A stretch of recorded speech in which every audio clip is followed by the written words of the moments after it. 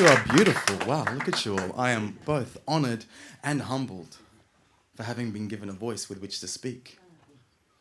But if my complete honesty is what you wish to witness, then I must also admit that I am saddened. Not for the opportunity granted, for this life is a blessed gift, but for the fact that there is nothing left for me to say, nothing left for which one can pray, nothing that has not already been said, nothing we have not already been told, nothing we have not already seen, heard, or observed, nothing we have not already ignored. Any utterance to which I may lay claim would merely be a transliteration of something we've already known, something we've been told many times and long ago, time and time again, my friends. We have made the same mistakes, my friends. And each time we get close to the end, we lose our way and end up at the beginning again. Because of the language in which others choose to pray, we burn our brothers' ancient libraries. We rape our Mother Earth and widow our sisters. I don't know why this is. For we have been through this before, my friends. Do you recall Lemuria and Atlantis?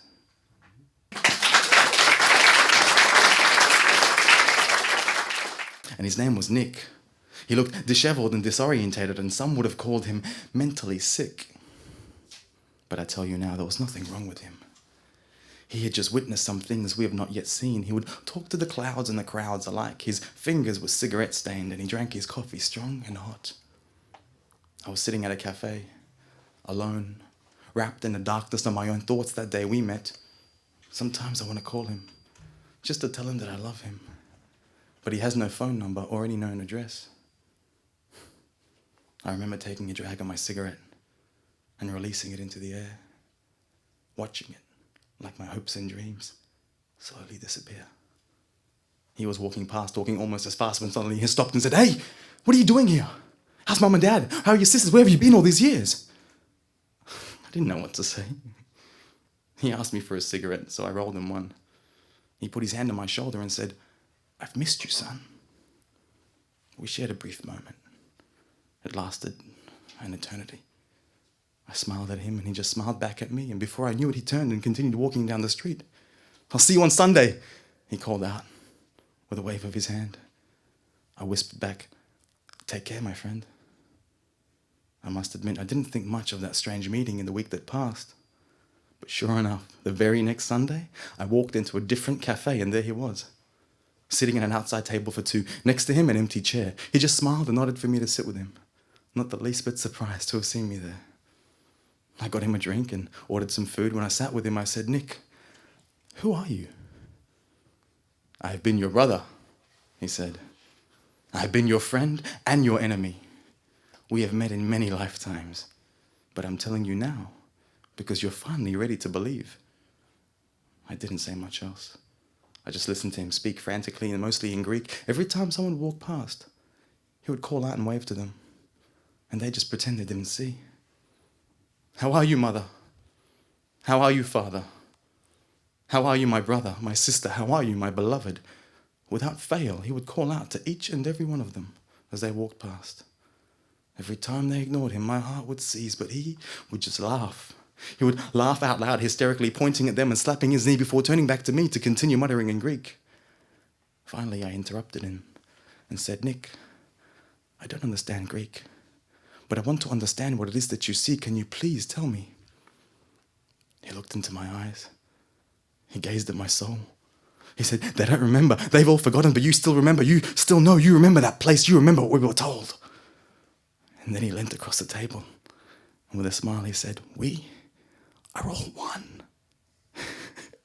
He said, "We're all one, but those who remember this fact are far too few. You and I, we chose to come back to this world so we could remind the others of what they all once knew. But I've scattered my mind somewhere along the line in this game called time, so no one believes what I have to say. But you still have your mind, and that's why I've come to help you along the way. I will come to you in your times of greatest need. I will give you clues whenever you are ready to hear. So take these pieces of my mind that I have left and share them with others. Have no fear.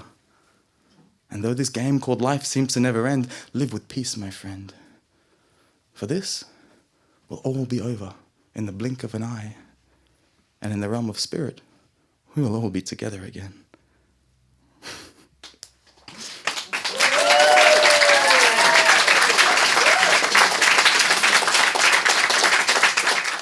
And the clouds, they spoke to me. They told me, they showed to me some things I had never seen, a place I had never been. They said, you will never be free from the likes of me, for we are inextricably intertwined until the end of time. For now you walk and I fly, but soon we both will cry. And you will drink my tears, and they will quench your fears, and in their place you'll see how we are inextricably intertwined until the end of time. And then time, she turned to me, she said, you will learn from me soon of how to be free from fear and doubt. And then the sun did shout, he said, you look up now, and I will show you how you once flew from me to land upon the tree then waved its arms, the leaves they fell upon the ground that shook, the wind that took the leaves away from me. It took them to the sea. The sea she also waved a new path she paved of love to overcome fear. And with the sun she helped the water to evaporate again. The water, it cried out in joy as it joined the clouds. The clouds, they spoke to me. They said, Ola lako yakfi min kole shayek. Ola lako yakfi min kole shayek. Ya fala la hefa. يتوكلوا متوكلي يتوكلوا متوكلي ولا لكو يكفي من كل شيء ولا لكو يكفي من كل شيء.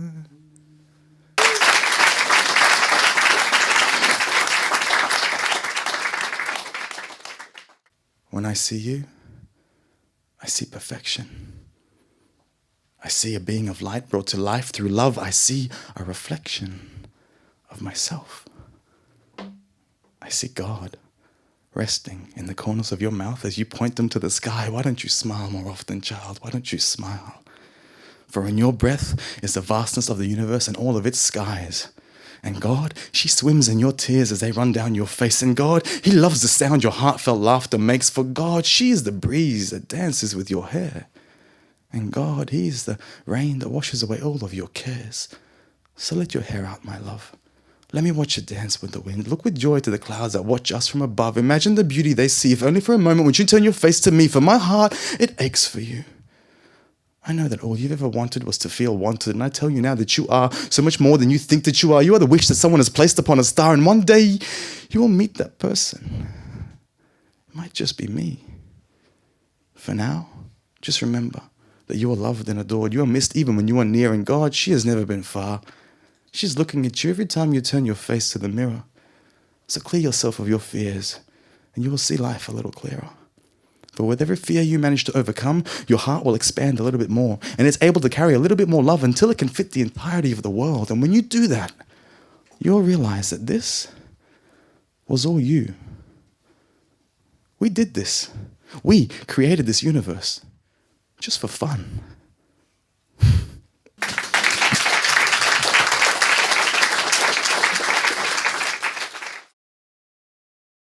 And he was only 10. He was too young to understand what it meant to work 2 jobs and study while trying to raise a family and keep up with the rent, because he was only 10. He was old enough to have ever-growing wants and needs and expectations, old enough to know that he didn't fit into school and how to spell the word immigration, but not quite old enough to recognize the silent grief in the eyes of a father struggling to breathe, a man who was imprisoned at the age of 17 for standing up for what he believed and then spent the rest of his life an exile. A migrant, a greasy wog Persian refugee. This boy was just a kid who thought his father was a king with the world at his feet. Little did he know of his father's sleepless nights as he struggled to resist defeat. A man whose universal orbit was his wife and 3 kids. Not once did he raise his hands on them, no matter what they did. Instead, he worked with every ounce of his being to give them whatever they would want, never stopping to question whether they deserved it or not. This boy, he was oblivious to the weight already resting upon his father's shoulders as he watched him give his sister's piggyback rides like an unwavering soldier. In 1984, with an empty suitcase, a wife and a 1-year-old son, he came to this country and decided he'd be stopped by no one. Not even that university lecturer who pointed him out to a theatre full of students saying, "What will this man ever make of himself? Why are we taking in these useless immigrants?" His broken English left him unable to come up with a response on the spot. But his son is a grown man now, and his mouth's a cannon's barrel and the pen in his hand is a loaded Glock. You see, that camel rider you taunted that day somehow managed to raise a squid. And he's educated, eloquent, well-versed, and he's got some ink to spit. He's lyrically armed with philosophical napalm and refuses to be calm. So if I was you, I'd raise the alarm because he's about to do some harm to any narrow-minded ideology that might come his way. Yes, I am the proud son of that greasy wog, and I'm happy to say that I'm an illegitimate immigrant trying to show a little bit of light on the plight of the indigenous. Listen to this, as you sailed the 7 seas, you failed to see the land you landed on didn't belong to you or me. It belonged to the indigenous custodians, the traditional landowners, the ones you killed and slaughtered and labeled as a fauna. You see, before you merrily rowed your boat down the stream, colonizing everything that you'd seen, this place you now call Australia was the land of the dream. Boom.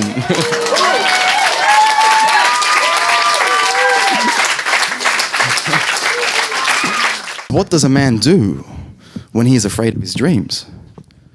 Not because of the heart-wrenching screams that had plagued him once before, but because he was now sure that the power of his mind and the potency of his soul had created the universe from Big Bang to black hole.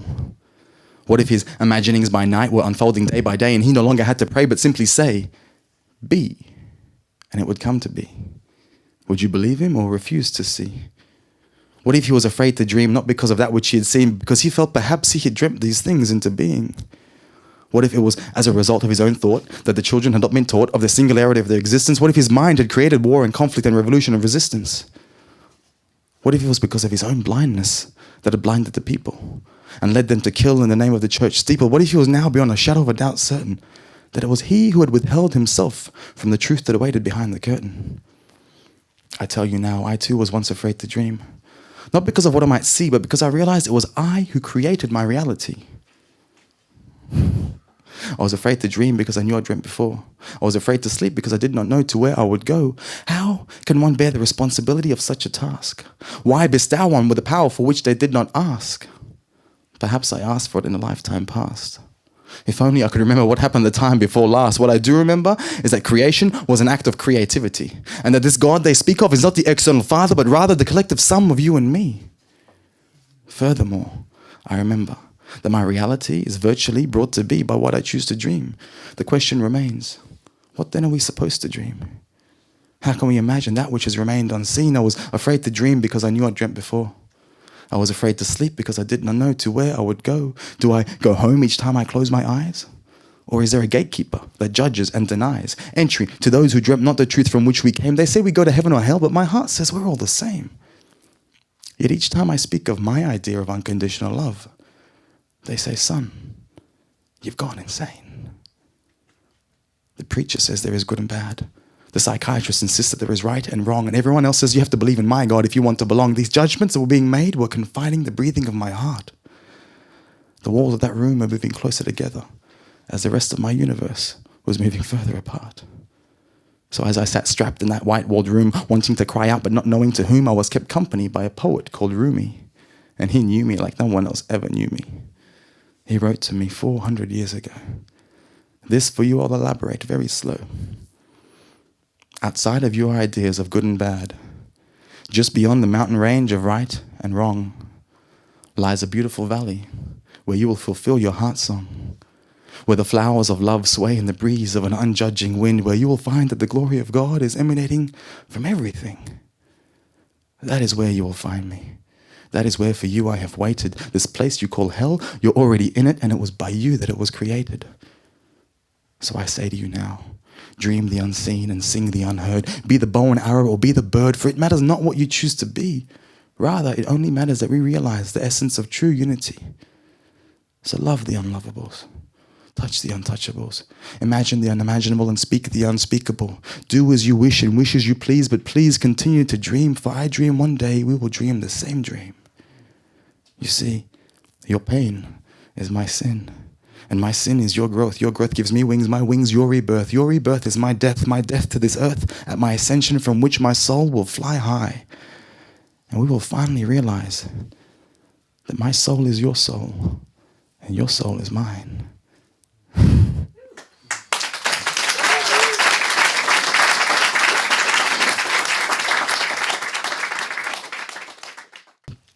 That when a soldier of love finds need to fight in the name of peace, love has already lost. And regardless of what the outcome of the battle may be, war has already won. When a noble warrior from an ancient tribe decides to bear arms to defend the timeless knowledge of his race, he forsakes the only portion of that knowledge worth defending in the first place. The warmongering colonizers who have wreaked havoc across the face of our Mother Earth surely cannot escape blame.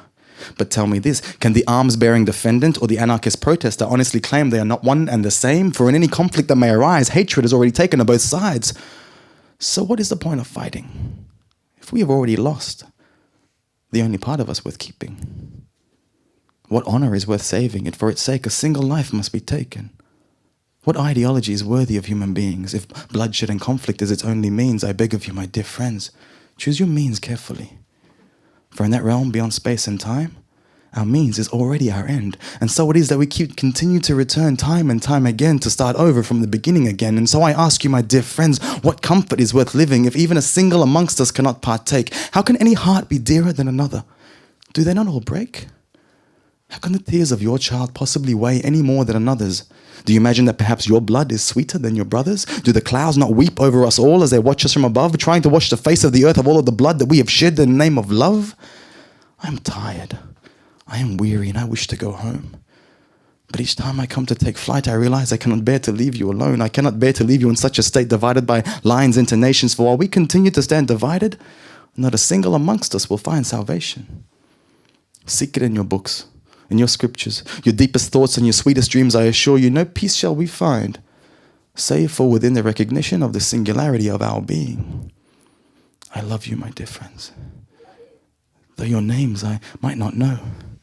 I love you not for who you might be or what you've done for me, but for the fact that we share one soul. And once you believe that to be so, you will realize that self-defense is no more than a self-contradictory term. We are harming ourselves when we grieve each other. When will we learn that justice is not giving someone what you think they deserve, but rather what you would give to yourself? One would imagine that with all this bloodletting, we would have by now shed all of our hate. And yet we continue to find it and furnish our hearts with it, leaving love without a place to call home. Love, she wanders the streets at night, homeless and cold with no place to rest. She knocks on your door at the break of each new day, and still you continue to close the door in her face. Instead of love, you share your beds with fear. Fear of the one you just turned away. Fear of what you may have had to give up if you had allowed love to stay. But love, she wants nothing from you. For love, she has no needs. Of fears, doubts, shortcomings, and uncertainty, love has always been and will forevermore continue to be free. You see, love has existed before you were born into this realm, and she will continue to exist long after you leave. You can let love become of you if you so wish. Or her existence you can continue to dismiss. But do not come to me in the dead of night with your swords washed in blood, asking me to show you the light when it was you who shunned love. For you are my beloved. When you break my heart, you break a piece of yourself. We are all broken pieces of one broken soul trapped in separate bodies. This is our hell. Look yourself in the eye next time she passes by. Tell me you don't see your soul in her eyes. When you're waiting patiently at the bus stop with your soulmates by your side, does a part of you not wish to cry? For having stood there without having said a word at all? To your longest lost friend of all? Yourself? I tell you now, I only hope that you are ready to believe with this existence. This is you looking at yourself. The broken-hearted single mother of 3 working 2 jobs conscientiously is you. The angry teenager who cuts her arms whenever she gets a moment to be alone is you. The celibate pedophile who locks himself away in his home for fear of what he might have done is you. The actress who numbs herself with drugs for the fear of the pain of the separation of us is you. The motherless child begging for scraps of food in some distant third world neighborhood is you. The aged billionaire who cries himself to sleep for the selfish life he has lived is you. This existence is you looking at yourself. This is God looking at itself. That is all life has ever been. A vivid self-fulfilling prophecy played out in a dream. So tell me now, my dear friends, what is it that you see? Can you see a fast approaching end to this wicked game that we have played? Can you see the sun rising from behind the mountain of mistakes that we have made? Can you feel the whisper of the breeze as it comes up to touch your face? To let you know that you were forgiven even before you realized your mistakes? Can you see the forest of love waiting patiently within the seed? Will you plant it in your heart? Will you water it with your deeds? Will you cleanse your heart and open wide its doors? Will you let in every last piece of this broken soul? Or will you leave some pieces of us to roam in the dark alone? For I am tired, I am weary, and I wish to go home, but I do not wish to go alone. So let us, together, run like the river to the sea. Let us dance like the breeze with the leaves of the tree, for knowing that we are one and the same, let us no longer cause ourselves pain. Let us remember that both the mountaintop and the blade of grass are at once touching the sky. Let us leave this place of separation behind, for God is waiting for us, like the ocean waits for the rains to fall into her open arms. There is no place else to go, my dear friends, but home. So let us once again be as one. Thank you.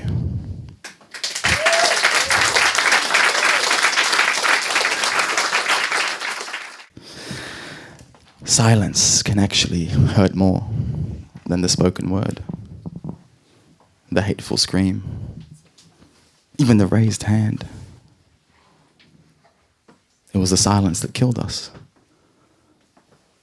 And it was in silence that we took off our wedding bands. Silence. Like when she asked, "Do you still love me?" My loosened grip of her hands, or my hugs that never lingered long enough. I'll never forget the ways I silently heard her when it all became too much. I'd pretend to work late and sit at my desk and weep while she would wait for me in bed and cry herself to sleep. I didn't deserve her love. That's why I couldn't bear to touch her. The atom that was split, the universe expanding, lightning and thunder, that's what we were. The separated inseparable, the light and the sound, the sinner and the savior, the lost and the found. I was her bed of nails. But she was my soul's resting place. Two sides of the same coin that could never quite look each other in the face. She just wanted me to want her more, and I just wanted her to not want me at all. She wanted us to fly, but I still needed to fall. So I tried to make her leave me, so I wouldn't have to leave her. But she wouldn't leave because she still believed in this thing called love. I could barely say the word. Our dreams and our crockery lay broken across that ground. But each night, two broken hearts would again sit at that dinner table without a fucking sound. So in the end, I ended it without a word at all. Not even a simple goodbye. I just never went home from work that day, and I couldn't even explain why. The truth is, I was young, dumb, and full of lies like knots that would not become undone. I was a coward that could not tell her the truth. And so in silence, we wasted our youth. Now again, there is only silence between me and her. A silence I wish she had never heard.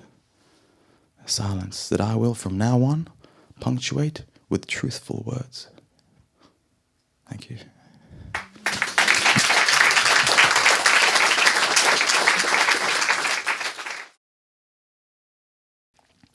That if I should have a son, I would call him Esteban, because it means the crowned one. And if he should ask me of the ways of the soul, I would say, ask your mum, for she is the crowned one. You see, we both have hearts, but hers is a little bigger. She will teach you how to love without condition and help you to see things a little clearer. For your mother is the one who gave birth to you, just as the earth gave birth to us all, but men, they cut their mother up into nations and carve scars into her face with their resource-based wars. Men send their sons to fight for the honor of their country, and as long as they die gloriously, they don't really care if they return at all. Men think their mother tongue is the only one. They think their motherland can be lost and won, so if I were to have a son, I would teach him that a woman's heart is not a holy relic that can be seized like the spoils of a victor, though it may seize with grief if ever you neglect her. A woman's heart is a temple you must approach with reverent respect. It needs no banner to be planted in its soils to claim your name or intent. A woman's heart is the home to which you belong.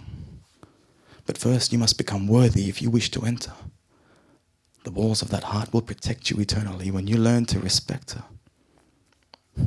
A woman's heart can be as fragile as a snowflake, and yet as resilient as a fortress wall, as sweet as the breath of a newborn child, and just like the sign on the China store door. If you break it, you will pay for it. In this lifetime, or the next, or the one after that, you'll keep coming back until you learn to love like a woman can. If I were to have a son, I might wish for a daughter. And if I were to have a daughter, I might wish for a son. But a mother loves her children no matter how they come, or who they choose to do so with. So if I were to have a son, I would place him on my shoulder so he could look up to his mum, and I would be there for him like the foundation stone of a home. But I'll tell him, from this foundation, son, I expect you to build a castle of your own. I would shade and protect him from the troubles that may be, but not like an elm, more like a pine tree. Narrow and straight I will stand. You are protected when you are near, but soon you must release your hold of my hand, so you may venture bravely into the depths of the woods of your own free accord. Plant seeds of love along the way as Hansel did, that when you get lost, you can find your way back to the source. I would not plant my own seeds of fear and doubt in his heart, for that garden is his to nurture and look after. And as long as that heart beats to the rhythm of life, and those blessed lungs breathe deep of limitless love, how he chooses to furnish his heart is up to him. I would advise him and guide him, but not like a tyrant, more like the wind.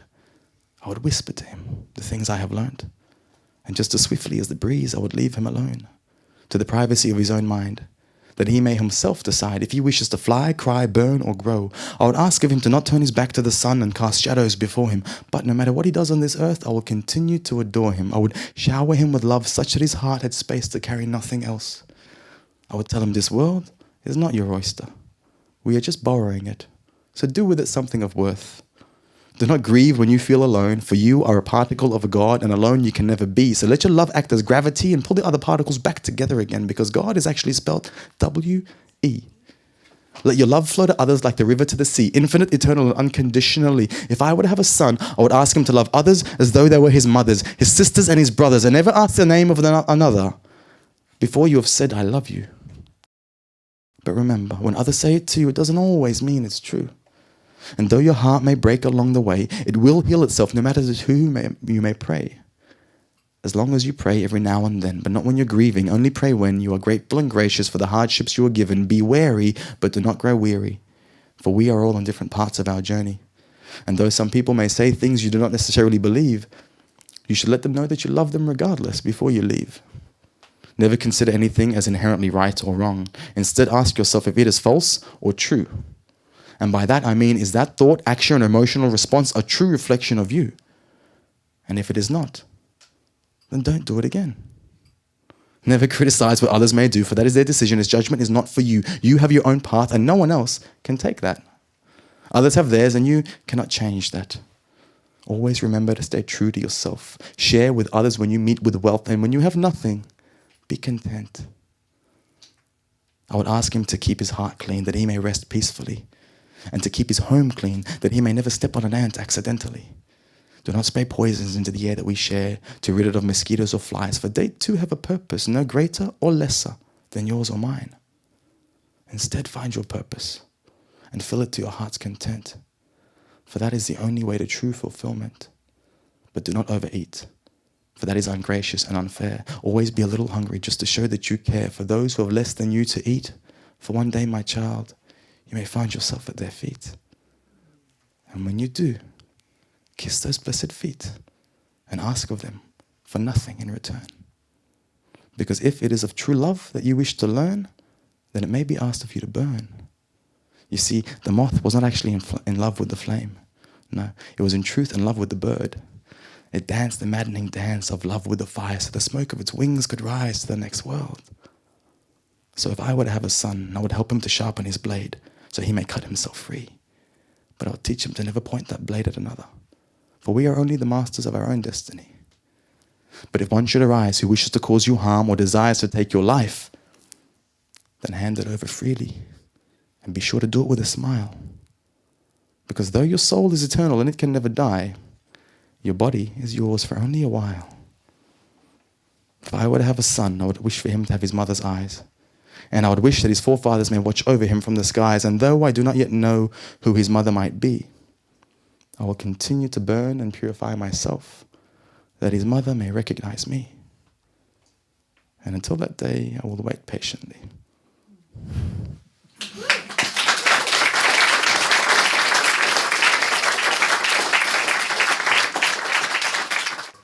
Patiently has the light of truth been waiting.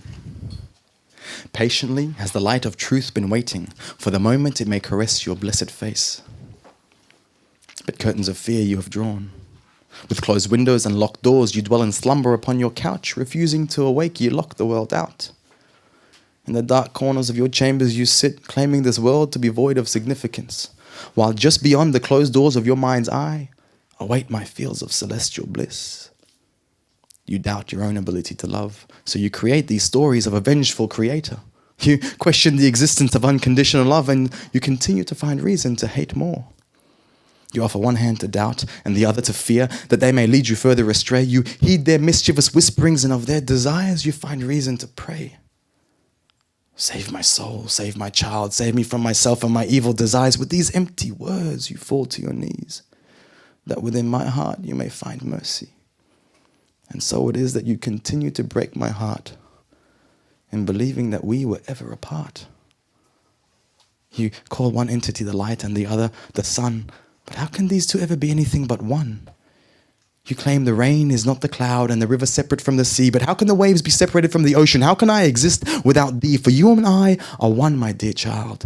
The desert is no greater than the single grain of sand, and no finger will ever grasp the pen of truth until it recognizes its oneness with the hand. So turn now to your brothers and sisters and say aloud, we are God, and God is one. We are God, and God is one. That we may soon find ourselves in that place where the earth no longer turns her back to the sun.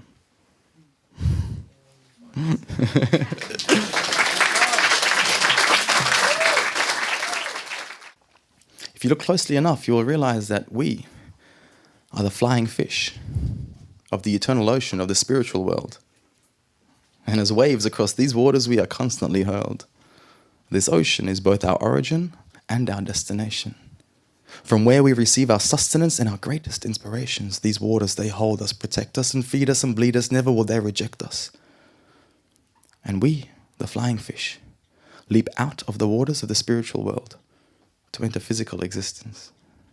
For a split second, a passing moment, we leave the realm of weightlessness to enter the realm of resistance. Confused by our state of contradiction, gasping for the oxygen of unconditional love, we are blinded by the light.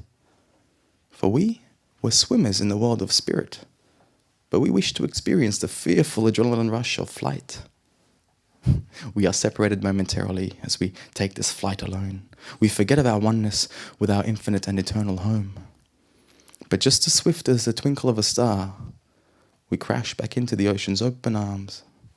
Before we can come to understand where we were and what we were to do, we are returned to the soul of the universe, the only home we ever knew. There we are reminded of the interconnected nature of our being, and we will recount to the ocean all the stories of the things which we have seen in this split second that we call a lifetime. We will look up at the surface from within the sea and consider the ripples that we caused upon our re-entry, for that is all that remains from this transitory life. A few ripples that spread out, merge with others, and then disappear like a thief in the night. Not a breath of our words will survive the ocean's tempest, and of meaning and significance our life's work will be bereft, if not in remembrance of that realm of spirit from which we leapt. Our fanciful flight only too soon comes to an end. The journey is complete, but once again from the joy of reunion out of the ocean of spirits we leap. For we are the flying fish of the eternal ocean of the spiritual world. And as waves across these waters, we are constantly hurled.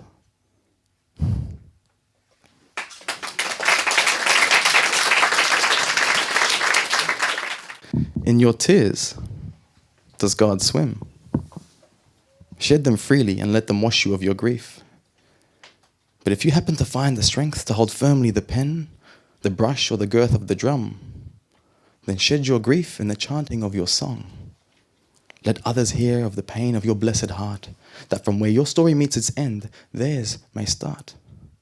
Let the falling of the rains of your pain give bloom to sweet-scented flowers in the fields of their soul, that they may be guided away from the darkness you faced, and perchance forge a dark path of their own.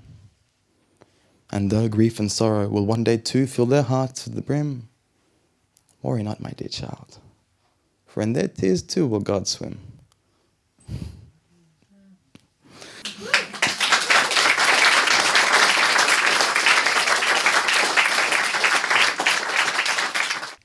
Last night, the breeze was carrying your scent. I stood still. He came up to touch my face. He told me he was with you not long before, but he would not tell me at which place.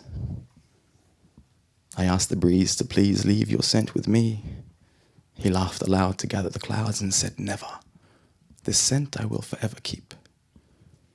To remind you of that which you have lost, I will revisit you from time to time, so you may revisit the memories of all the lovers you foolishly declined. He held me for a moment and whispered all of their names into my ear, and then just as swiftly as he had arrived the breeze, he disappeared. I asked for him to return, but alas, he did not. Instead, the moon stepped out from behind the clouds and she spoke forth. She said, cease your tears, my sweet child, for these clouds do break each time you cry. And though your tears may fill rivers and streams, this grieving will not take you to meet with your dreams. First, you must build for yourself a raft. So ask of the trees that have fallen in your path if of their bodies you may craft a vessel to carry you away from the ways of your past. Let the river take you unquestioningly. Sing her praises as she carries you to the sea, so your brothers and sisters may hear your call, and they too may return to me once more. Where the mouth of the river meets the wet kiss of the ocean's waves, disembark from your vessel, and for one final moment reflect upon your days. And then, before the earth turns her back to the sun, step into the ocean's waters that the story of your life may come undone. Drown yourself in her loving embrace. Let her wash you of the scars of your heart and those on your face. Dive into her depths. Never look back at the surface. Close thine eyes to thyself, that you may open them to oneness. Thank you.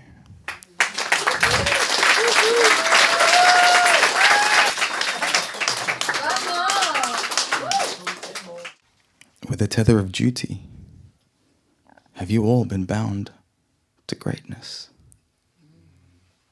Lovingly I did tie thy hands, in accordance with thy own wish. At your hands now awaits an imperative task. The arms of its consequence are reaching both far and wide to hold within them the fate of this that you call your world, that the parchment of the next may soon unfurl.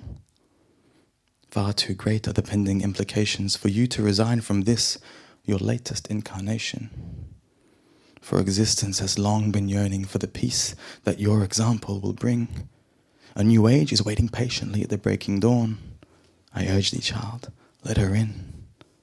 For she is softly spoken, and of few words. She knocks on no door, you must open yourself to her. And though weary of your earthly fetters you may be, and sore vexed by the machinations of those who call themselves humanity, hold firm this life, as a child clings to his mother, that you may soon withdraw these lines that divide you from one another. Remind yourself that you chose this circumstance so you could fulfill a certain purpose in this lifetime. The arms of this agreement you have entered, the gates of this agreement you have entered, rather, are both grand and weighty. And to each and every one of you, these gates have been opened accordingly.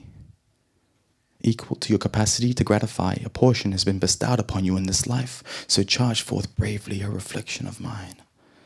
I assure you, no peace shall you find, save within the fulfillment of your obligation. Not for any judgment that any other being may place upon your actions, or the course you may choose to take, but for the fact that it was with your own blessed self that this weighty agreement was in pre-existence made. The moment is here and now. waiting for your embrace with open arms atop the hill from which your enemy doth charge. So step forth into the light, my blessed child. Grieve not for the past you imagine to have occurred, for the past is but the reflection of a mirror. As you change in the present moment, you recreate the past by changing its present significance. And just like a shadow that will follow you wherever you may be, and though it may be dark, it is you who offer and alter the meaning of the past with the shadow you choose to cast. So turn your face towards the light, that you may leave this fleeting puppet show behind. For if you turn away from the light, your shadows will only grow longer, and in them you will remain blind. As for the future, it does not exist, but for in this very moment. The future is a mirage that is vanquished with every step that you take forward. It is in the now that the future is born, and in the very same moment it is slain. You see, the present moment will forevermore stand upon the future's grave. So hold firm this moment, for that is all there has ever been. One single moment of creation. Upon the script of existence there exists no regretful past, nor any future salvation. It is only this very moment that can be saved.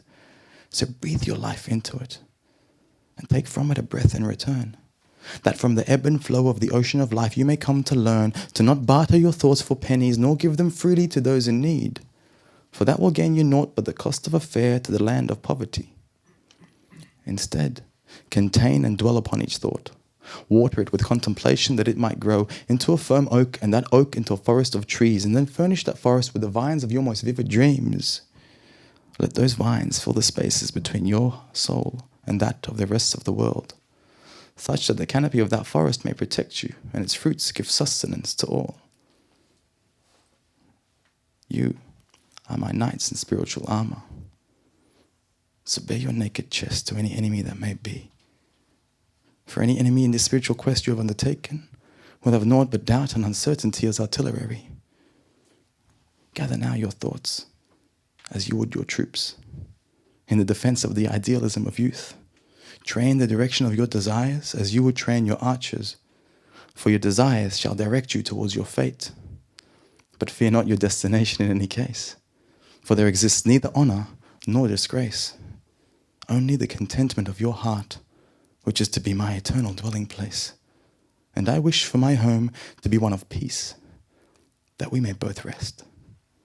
I know you fear defeat in the face of this your greatest task, and so it is that of you I now ask to remind yourself of the infallibility of your cause. For if you fall short of your own expectations, you may return once more. Thank you.